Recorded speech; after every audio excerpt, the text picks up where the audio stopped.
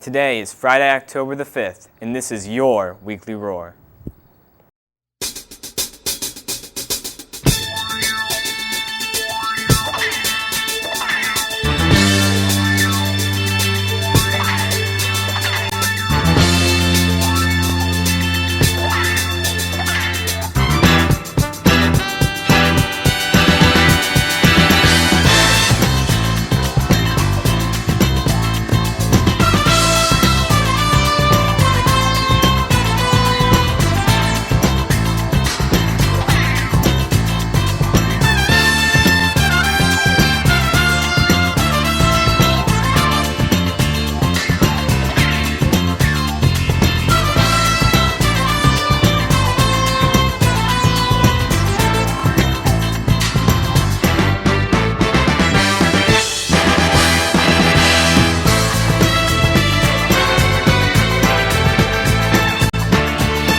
Hey, welcome back to another episode of the Weekly Roar. For those of you keeping tabs, that's 2 in a row, so I guess we're doing something right. Yeah.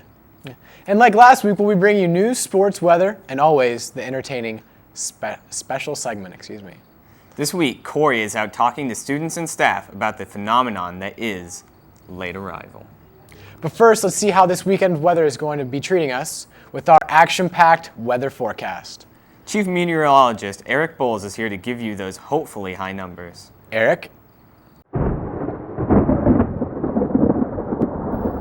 Thanks guys. So far this week it's been pretty warm and it's going to continue in about the same direction through the weekend and into next week.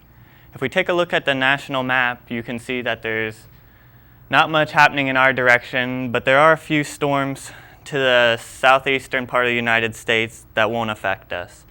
Taking a look a little closer to home, there's not much to see except for a few clouds.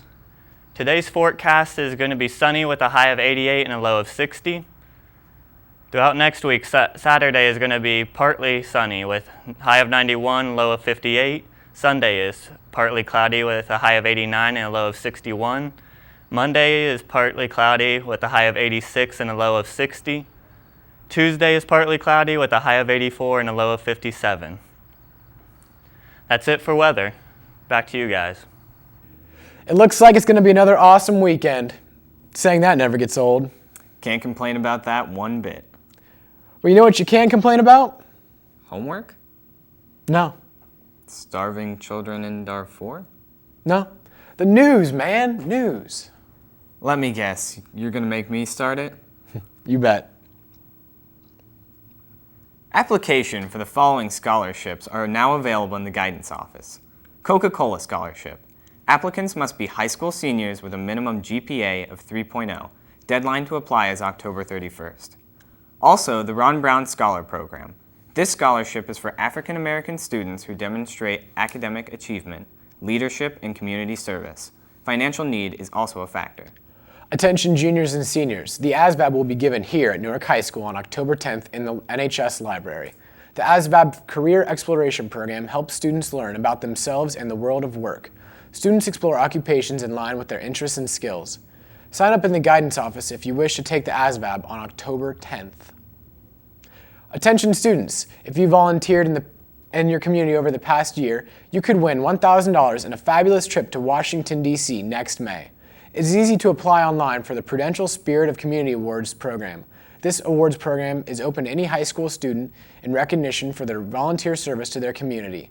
More information and instructions on how to apply is in the guidance office. Deadline is October 31st. It's coming up fast, so make sure it gets done. Attention students in health sciences. The Ohio State University is sponsoring a health science majors fair on Wednesday, October the 24th. From 3 to 5 p.m. at the Recreational and Physical Activity Center at the Ohio State main campus. More info is available in the guidance office. The Science Club $8 fee is due today. Go to room 103F and see Mrs. Anderson for payment. The next meeting will be on Tuesday, October 9th to discuss the elementary magic show. See, that wasn't too bad, Joe. Yeah, I guess not. Hey, how was your senior night on Tuesday? It was a lot of fun. I mean, I can remember my freshman year watching the seniors having their ceremony. I mean, it's kind of surreal to think that the season's almost over. It's crazy to think how fast school is going by. And the fall sports teams are just starting to wrap up. That's why Kyle Smith is here to give you some more stats and scores for all you Wildcat fanatics. Kyle? Hey Cats, it's been a pretty wild week in sports, but I'm going to try as hard as I can to fill you in with what all went on this week. The men's varsity football team played Hilliard Derby for the homecoming game on Friday night and lost 45-7. James Keck had 25 carries for 136 yards, and Trevor Spurgeon was 16 of 25 for 130 yards and 2 interceptions. They will try to redeem themselves tonight at Westland. In other sporting news, the Lady Cats volleyball team put a hurting on Westland, beating them in 3 straight games. The girls' varsity soccer team, on the other hand, beat Groveport Madison in an amazing comeback, being down 2-0 and striking back 3-2. The men's varsity soccer team also played Groveport Madison and tied with the score 3-3. Jordan Spurlock had 2 goals and Seth Addy had 1 goal. That's all we have for sports today. Have an excellent weekend and go Cats. All right, not too shabby. With tourney time coming up, hopes are high for our teams. Keep advancing, guys. Something put into effect this year is the change from early dismissal to late arrival. And let me tell you, I'm loving that decision.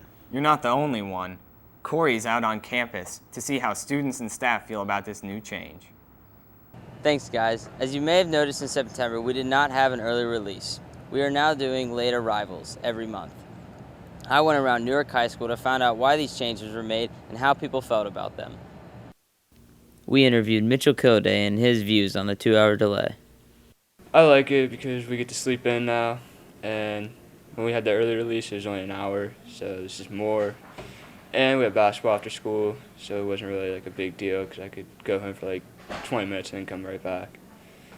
Mallory Weaver had something to say about it. I actually like it because I get to sleep in. And I have early release from school, so I get to sleep in and leave early, so actually it works out better. We asked Mrs. Knoll about how the 2-hour delay affected her attendance. I think then the students get a little bit of extra sleep in, and they like that. My attendance in class was, everybody was here on time. I mean, the normal amount, so I didn't have people sleeping in, although we did have a few who were tardy. To find out more about why these changes were made, we talked to Principal Jesse Truitt.